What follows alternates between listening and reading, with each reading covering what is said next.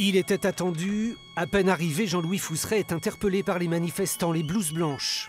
Le maire, qui est aussi président du conseil de surveillance de l'hôpital, s'arrête. Mais quand un manifestant lui lance « Votre pote, c'est Macron », Jean-Louis Fousseret se fâche.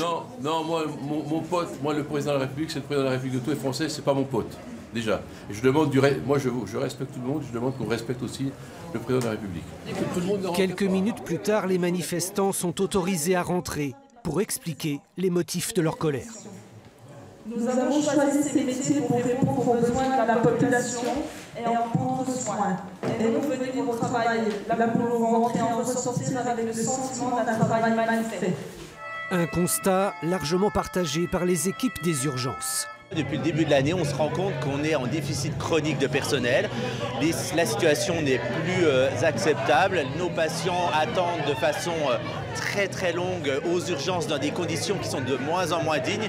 Et nous, on ne peut plus accepter, nous professionnels de santé, de soigner, de prendre en charge la population de cette façon-là.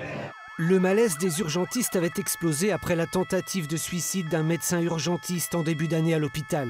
Un cabinet d'expertise indépendant a été nommé. Dans un rapport, il pointe des problèmes d'organisation. Les syndicats, eux, soulignent le manque d'effectifs et le risque pour la population. Aux urgences, il y a certaines zones actuellement où on dépasse la vingtaine de patients pour une infirmière, une aide-soignante, au mieux 2 infirmières. Et du coup, on peut bien se rendre compte que c'est dangereux. La semaine prochaine, l'Agence régionale de santé livrera ses premières réponses au malaise des urgentistes. Les soignants maintiennent la pression. Ce matin encore, ils expliquaient leur situation sur le marché.